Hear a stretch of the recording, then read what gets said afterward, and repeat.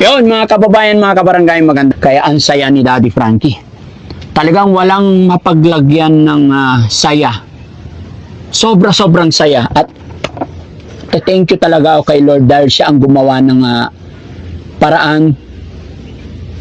Gumawa ng lahat para makalikom tayo ng ganoong kalaking halaga. At nagising si Daddy Frankie ngayon, mga kababayan, no? Kaya bless morning po sa atin lahat. Mga kababayan, mayroon lang po akong gustong linawin sa mga iba nating kababayan na hindi nila alam or iba yung pagkakaunawa at pagkakaintindi nila regarding po sa pagbablog. Mga kababayan, uunahan ko na po kayo. Hindi po ako nagagalit o anuman. Gusto ko lang pong linawin, iklaro, or gusto ko lang din maturuan siguro or mabigyan ng good info yung mga iba nating kababayan na hindi nila alam kung ano yung totoong labanan dito sa social media. Alam niyo mga kababayan kung bakit? Kasi kagabi in-upload namin yung regarding po kay Jerome. Alam kong kilala nyo si Tatay John, tsaka si Jerome, tsaka si Nanay Susan. Mula nung nakilala ko nga po sila, ako'y nag-ask ng help sa ating mga kababayan. Sa first upload ko po, ay naglapag po ako ng aking GCash. At thanks to God, mga kababayan, kasi nakalikom kami kahapon ng 430,000 pesos. Yes, 430,000 pesos. Kaya ang saya ni Daddy Frankie. Talagang walang mapaglagyan ng saya. Sobra-sobrang saya. At thank you talaga ako kay Lord dahil siya ang gumawa ng paraan. Gumawa ng lahat para makalikom tayo ng ganoong kalaking halaga. At first time ko rin magkaroon ng sponsor galing sa inyo na ganoong kalaki. Kaya dali-dali kong dinala kay Tatay John at saka kay Jerome dahil yun ang reason kung bakit tayo naglagay ng GCash. Pero ito na ang problema, mga kababayan. Nung in-upload namin kagabi, napakaraming kababayan natin umiyak. Nagti-thank you kay Daddy Frankie. Sabi ng iba, ikaw ang naging daan, Daddy Frankie, para gumaan ang buhay ng mag-aama na yan dahil marami talagang naawat, umiiyak, lumuluha sa pinagdadaanan ng pamilyang iyon. Sabi ng iba, thank you, Daddy Frankie. Hindi na sayang yung pinadala ko through GCash dahil napaka-transparent mo talaga. Hindi ko ini-expect, sabi ng iba. Sabi rin ng iba, ang galing-galing mo, Daddy Frankie. Sa loob ng ilang araw nakalikom ka ng 430,000. Kaya napakasaya ng mapuri ka lang ng ganun, napakasarap sa pakiramdam, mga kababayan. Kaya nagpapasalamat ako sa inyong lahat. Pero ito, mga kababayan, ng umaga may nabasa naman akong comment. Actually, dalawa silang nag-comment. Kaya gusto ko lang linawin, mga kababayan. Ito po yung isa. Babasahin ko po. Sabi niya, kasi mga kababayan, yung video na yun, umabot ng 10 million views nakaraang araw. Ngayon, 11 million views na. Sabi nung isa, kasi binanggit ko po doon kagabi, mga kababayan, na umabot na po tayo ng 10 million views, kaya maraming nakapanood, maraming nag-abot ng tulong. Kaya umabot ng 430,000 ang nalikom natin. Ito yung comment ng isa na talagang nagising ako ng maaga. Ito po, sabi ni Kuraol Gasan, no? Nag-message siya 16 minutes ago. No? Ang laki ng views. Ibig sabihin, ilang milyon din marirevenue ni DF. Dapat mo rin sa personal mong kita sa content na bigyan ang mag-asawa bukod sa pinamigay. 10 million views worth 40k US dollar. So nagtaka ako, saan niya kaya nakuha yung idea na sa 10 million views is may 40k US dollar. So magkano yung 40k US dollar? 2 million? KJ? Yes po, Dad. 2.2. Mga ganun. 2.2. Mga kababayan, dito sa sinasabi ni Raul, Sir, Kura Raul, ang laki ng views. Ibig sabihin, million din ang revenue ni DF sa content. Sana bigyan niya ang mag-asawa bukod sa mga nagbigay. 10 million views is worth 40k US dollar. Wow! May wow pa talaga siya, ha? Pero ako nagiging wow din sa'yo, kabayan, dahil wala kang alam. Pero hindi ako galit sa'yo, kabayan. Gaya na aking sinabi kanina, gusto kong malinawan din kayo. No? Saan kaya galing? Saan computation yung 40k US dollar? No? Hindi lang yan. Mayroon pang isa, mga kababayan. Ito naman ang comment. Si Cyril naman. Cyril. That means sobrang laki ang kinikita ng mga charity vlogger sa isang subject pa lang. Umabot ng million views. Tapos karamihan, bigas at groceries lang at kaunting cash lang ang puhunan. Lalo yung malalaking channel, kaya sila sobrang payaman ng payaman. Halos galing sa sponsor ang mga naitutulong nila. Mga kababayan, sino po sa tingin nyo ang gusto nyong una kong sasagutin sa dalawang ito? No? Pero, eto mga kababayan, no? Alam nyo, bakit ako nag-vlog, nag-charity? Talagang masaya ako na nakatulong dahil galing po ako sa mahirap at nanalangin ako sa Panginoon noon na Lord, bigyan mo lang po ako ng maliit na negosyo, bigyan mo ako ng biyaya. At nangako ako kay Lord noon, nang umpisal talaga, Lord, pag ipinagkaloob mo sa akin yung mga bagay na yan, yung pinagpipray ko, lahat ng taong ay lalapit sa akin na nangailangan ng tulong, ay bibigyan ko basta karapat dapat. Kaya eto ngayon, kaya ako naging charity vlogger. Pero para hindi tayo mapalayo, mga kababayan, sasagutin ko lang tong sinabi ni Raul. Ang laki ng views, ibig sabihin, ilang milyon din ang marirevenue ni DF.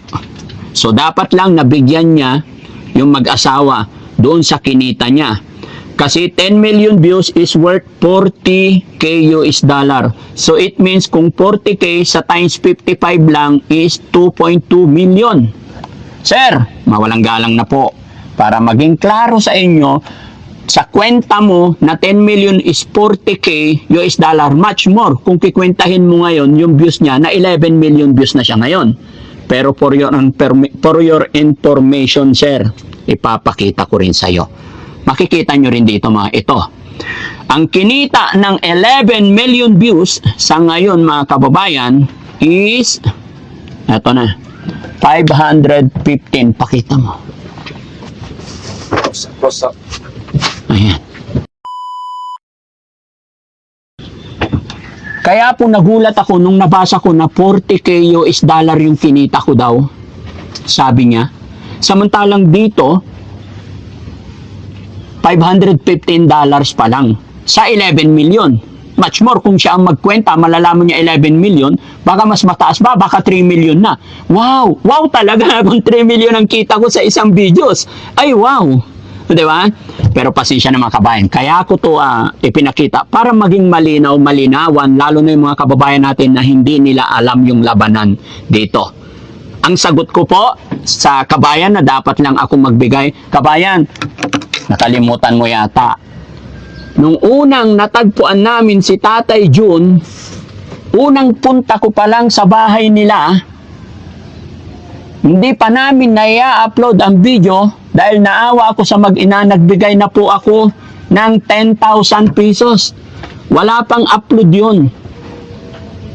Hindi ko pa alam kung anong mangyayari sa video, magkaka-views o wala. Naawa ako dahil yun ang gusto ko, makatulong. Kaya kung nagkaroon man ng revenue, thanks to God. Pero correction naman. sa comment nila na 2.2 million ang kinita ko, 40k US dollar, samantalang dito po 515 dollar, equivalent to 28,000 pesos. Yun lang po ang kinita ng video na yon. Minus 10,000 kabayan kasi hindi pa na-upload, nabigay ko na. Minus diesel namin kabayan, napakalayo. Minus sweldo ng aking editor. Mga kababayan, hindi ko po yan isinusumbat. Gaya na aking sinabi, ipinapaliwanag ko lang para maliwanagan din yung mga iba nating kababayan na hindi pa alam yung labanan sa social media. Di ba mga kababayan, huwag po kayong mag-alala, hindi po ako galit. Gusto ko lang talagang ipakita sa inyo kasi ako transparent talaga. Ayaw ko po ng ganun, no? Tapos ito naman, yung isa naman si Cyril. That means sobrang laki ng kinikita ng mga charity vlogger. Isang subject pa lang, kapag umabot ng million views, karamihan na bigas at grocery at konting cash lang. Kabayan, kahit sabihin natin bigas lang yan, yung binibigay ko tag-iisang sako o may grocery, kabayan, pasalamatan na lang natin yung nagagawa ng mga charity vlogger. Sobrang pagod din po ginagawa ng mga kapwa ko content creator. Pinapaliwanag lang namin para maliwanagan kayo. Maghapon kami sa biyahe. Ulitin ko, hindi namin sinusumbat ito dahil ginusto namin to. Maghapon din sa biyahe, pagod, mga sasakyan namin. Hindi namin mapupuntahan yung mga benepisyaring malalayo kung wala kaming mga makinarya. Kaya kung napagbigay tayo, sa mga natutulungan namin, umiiyak na sila sa isang sakong bigas eh. Sana tayo na nanonood, hindi po lahat dito lang sa dalawang nag-comment, sana maging masaya tayo. Share na lang natin tong mga videos natin para mas makatulong pa. Huwag yung puna lang tayo ng puna.